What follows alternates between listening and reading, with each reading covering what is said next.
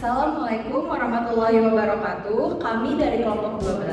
Saya Dewi Saka dari Suwari Putri dengan NPM belakang 354. Saya Sofia Priyanti dengan NPM belakang 3120 Ingin memaparkan materi mengenai sosiometri, reward, and punishment. Pembahasan pertama yaitu mengenai sosiometri. Definisi dari sosiometri itu sendiri yaitu merupakan suatu metode atau teknik yang bertujuan untuk memperoleh data tentang jaringan hubungan sosial antara individu dan kelompok tertentu yang didasarkan pada preferensi pribadi antar setiap anggota kelompok. Jadi sosiometri ini teknik untuk mengukur dan memetakan hubungan sosial antar individu dalam suatu kelompok yang dilakukan dengan melihat siapa yang suka atau tidak suka bekerja sama dengan siapa di dalam kelompok tersebut. Terdapat 3 tipe penilaian sosiometri. Yang pertama ada tipe nominatif, yang dimana pada tipe ini kepada setiap individu dalam kelompok ditanyakan siapa-siapa kawan yang disenangi atau tidak disenangi untuk diajak melakukan suatu aktivitas tertentu. Pilihannya harus ditulis berurutan dari pilihan pertama yang dimana merupakan paling disenangi, lalu pilihan kedua, lalu ketiga, dan seterusnya. Nah, di posisi sebelah kanannya ini terdapat contoh angket sosiometri nominatif. Jadi, nanti setelah mengisi angket, itu biasanya terdapat skor-skornya tersendiri. Yang pertamanya itu diberi skor 3, kedua diberi skor 2, ketiga diberi skor 1. Kedua ada tipe skala bertingkat. Pada tipe ini disediakan sejumlah pernyataan yang disusun bertingkat, dari pernyataan yang menyatakan hubungan paling dekat sampai hubungan paling jauh. Di bawah ini ada contoh dari pernyataan tipe skala bertingkat.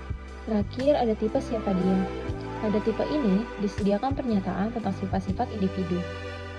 Sebagai pernyataan mengungkapkan sifat positif dan sebagian negatif. Setiap anggota diminta memilih kawannya yang memiliki sifat yang cocok dengan sifat pernyataan tersebut. Ini contoh metode sosiometri. Adanya tabel tabulasi dan sosiogram itu sebelumnya harus mengisi angket terlebih dahulu. Tabel tabulasi adalah tabel yang digunakan untuk menyajikan data dalam bentuk baris dan kolom. Di sisi vertikal ini anggap saja sebagai kolom pemilih, dan di sisi horizontal ini sebagai kolom dipilih. Ceritanya kita memiliki 5 responden. Di daftar pemilih terdapat responden A yang memilih D pada pilihan pertamanya, lalu C pada pilihan keduanya. Maka D ini mendapatkan skor 2, lalu C mendapatkan skor 1. Begitu juga dengan B yang memilih C di pilihan pertamanya dan A di pilihan keduanya. Begitupun selanjutnya. Skor ini digunakan untuk melihat bagaimana intensitas hubungan dalam pemilihan tersebut.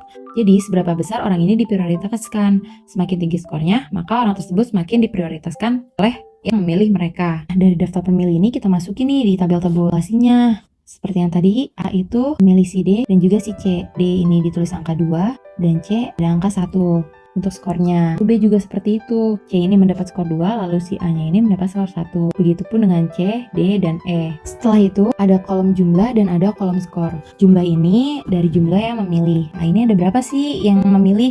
Nah, ini ada 1, 2. Jadi, jumlahnya ada 2. Nah, skornya itu ada 3. Skor itu jumlah dari yang memilih. Jadi, bisa dilihat bahwa yang paling populer adalah si C, karena yang memilihnya 4 paling banyak. Sebelum membahas sosiogram, kita tentuin dulu nih lajurnya. Untuk menentukan lajur, kita bisa menggunakan N+1. Nah, N ini jumlah pemilih terbanyak. Nah, di sini kan ada 4 ya jumlah pemilih terbanyaknya ini. Jadi, 4 tambah 1 sama dengan ada 5 lajur. Di sisi kanan saya terdapat lajurnya. Lingkarannya dihiraukan dulu ya, teman-teman. Di sini terdapat lajur 1, 2, 3, 4, dan 5. Untuk angka yang di sebelah kirinya itu adalah jumlah yang memilihnya. Cara memindahkan tabulasi data ke sosiogram, kita lihat dari orang yang kita tempatkan dulu dari mereka yang memilih mereka. Pertama ada di posisi 0 dulu ya, itu ada si E, karena tidak ada siapapun yang memilih. Lalu, berapa banyak yang dipilih oleh satu orang itu ada si D. Dan berapa banyak yang dipilih 2 orang ada si A. Berapa banyak yang dipilih oleh 3 itu ada si B. Lalu 4 ada si C. Karena mereka sudah di posisi masing-masing, kita lihat nih dari orang yang pertama. Ada si A memilih si C. Kita garis ke si C.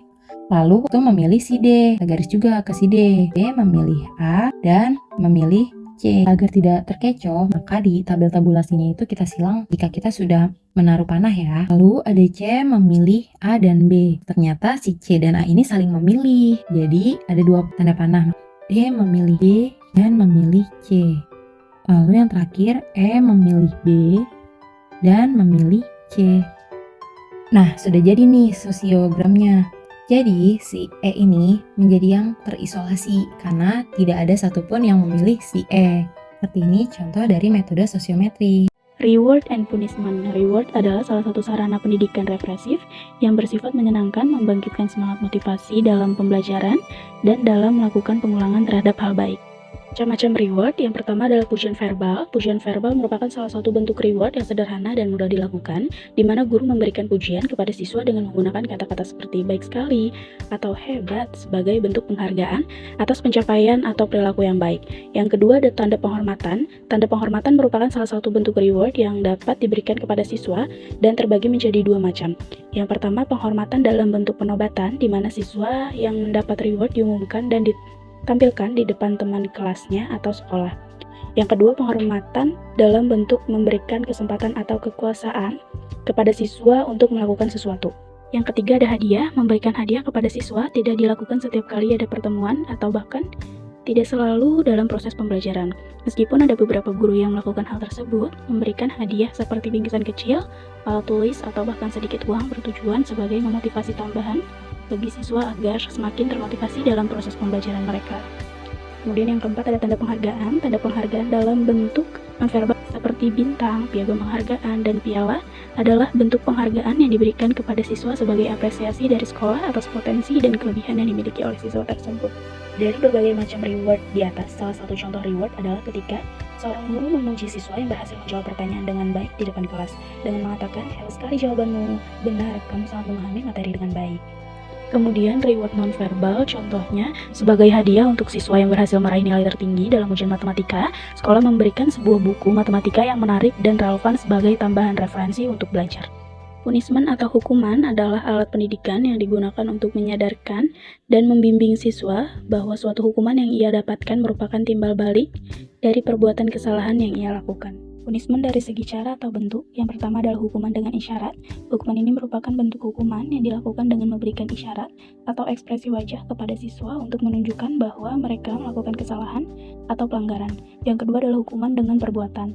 Hukuman yang diberikan ini dengan cara memberikan tugas tambahan atau menghapus privilege atau kesenangan yang dimiliki oleh siswa sebagai akibat dari kesalahan yang mereka lakukan. Yang ketiga, hukuman dengan perkataan. Bentuk hukuman yang diberikan melalui kata-kata kepada siswa dalam hukuman perkataan ini terdapat 3 macam. Yang pertama, memberikan nasihat yang sifatnya konstruktif. Yang kedua, ada teguran dan peringatan. Yang ketiga, ada ancaman. Yang terakhir, merupakan hukuman fisik. Bentuk hukuman ini melibatkan penggunaan kekerasan atau tindak fisik sebagai penyebab rasa sakit atau ketidaknyamanan pada tubuh siswa sebagai akibat dari kesalahannya. Namun, banyak institusi pendidikan yang melarang praktik tersebut karena dampak negatifnya terhadap kesejahteraan fisik dan emosional siswa. Kemudian dari berbagai macam punishment di atas, salah satu contoh punishment adalah ketika seorang siswa terus membolos sekolah, kemudian kepala sekolah memberikan ancaman bahwa jika perilaku tersebut terus berlanjut, siswa tersebut akan diberikan hukuman yang lebih berat, seperti penangguhan sekolah atau tindakan disiplin lainnya. Jadi kesimpulannya, sosiometri dalam evaluasi belajar memungkinkan kita untuk memahami dinamika hubungan sosial antara siswa dengan kelompok pembelajaran. Dengan memahami preferensi dan interaksi sosial antar individu, guru dapat menggunakan informasi tersebut untuk merancang strategi reward yang sesuai, seperti memberikan penghargaan pada siswa yang memiliki hubungan positif atau bekerja sama dengan baik dalam kelompok. Di sisi lain, dengan menggunakan data sosiometri, guru juga dapat mengidentifikasi situasi di mana punishment mungkin diperlukan untuk mengatasi konflik atau perilaku negatif yang mempengaruhi proses pembelajaran. Dengan demikian, sosiometri menjadi alat penting dalam menginformasikan penggunaan reward dan punishment yang efektif dalam konteks evaluasi belajar. Sekian pemaparan materi dari kami, kurang lebihnya mohon maaf. Wassalamualaikum warahmatullahi wabarakatuh.